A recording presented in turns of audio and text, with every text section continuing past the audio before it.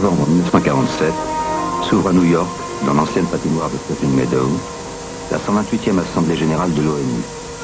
Le partage de la Palestine en deux États, l'un juif, l'autre arabe, est à l'ordre du jour.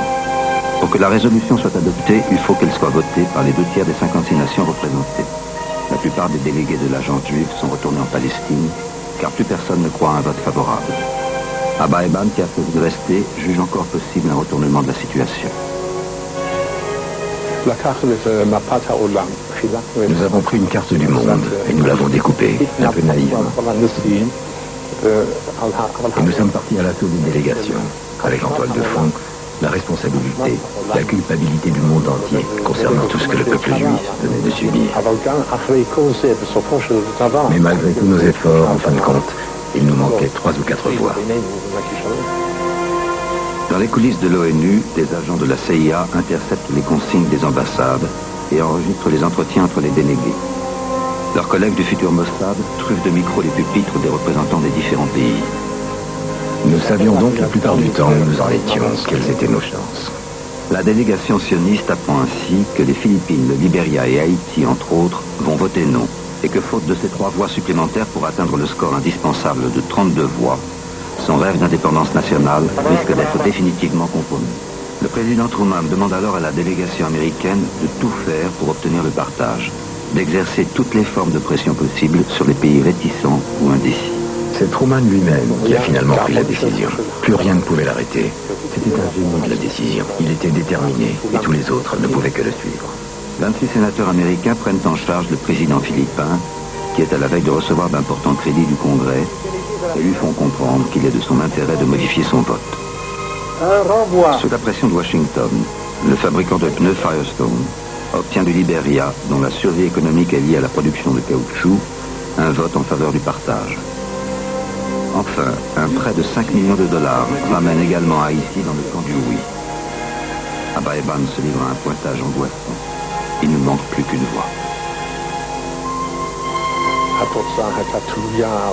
À ce moment-là, le résultat du vote ne dépendait plus que d'une voix, celle de la France. Chaim Weizmann, qui dirige la délégation juive et sera un an plus tard le premier président de l'État d'Israël, est absent. Épuisé par la maladie, il ne quitte plus sa chambre du Waldorf Astoria à New York. J'ai convaincu Weizmann d'entrer en contact avec Léon Blum. Ils se connaissaient depuis un certain temps.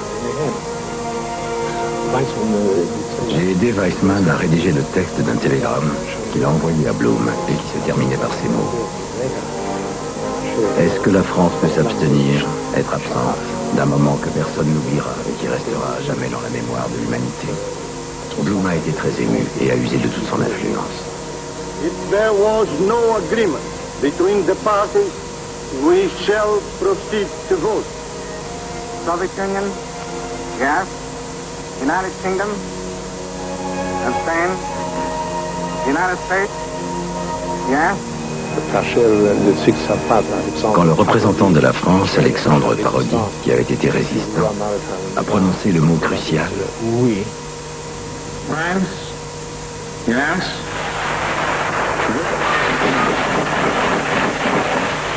Toute la salle s'est mise à applaudir. Nous avons alors réalisé que nous allions vers la victoire. The resolution of the DUC Committee for Palestine was adopted by 33 votes, 13 against, 10 abstained.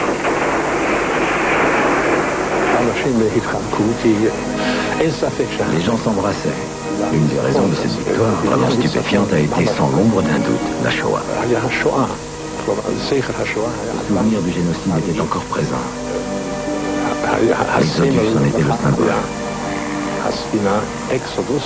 Bien sûr, ce n'est pas l'Exodus qui a été à l'origine de la création de l'État d'Israël, mais les gens avaient forcément fait le rapprochement.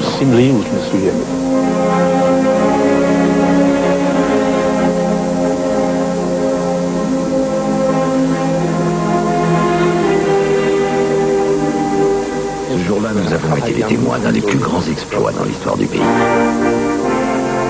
Rêve pour les uns, cauchemar pour les autres, l'État d'Israël est proclamé le 14 mai 1948. Ben Gourion en sera le Premier ministre. Alors que du côté israélien, les explosions de joie saluent sa naissance, du côté côté arabe, on mobilise. Dès le lendemain, les armées de 5 pays arabes envahissent cette Palestine administrée depuis 30 ans par la Grande-Bretagne. Israël, la Jordanie et l'Égypte vont se partager le territoire de cet État palestinien qui ne verra jamais le jour. Des centaines de milliers d'Arabes vont prendre le chemin de l'exil. Après la guerre de 48, vont suivre, en dehors d'une expédition à Suez en 56 et une tension permanente avec l'Égypte, 20 années de paix relative où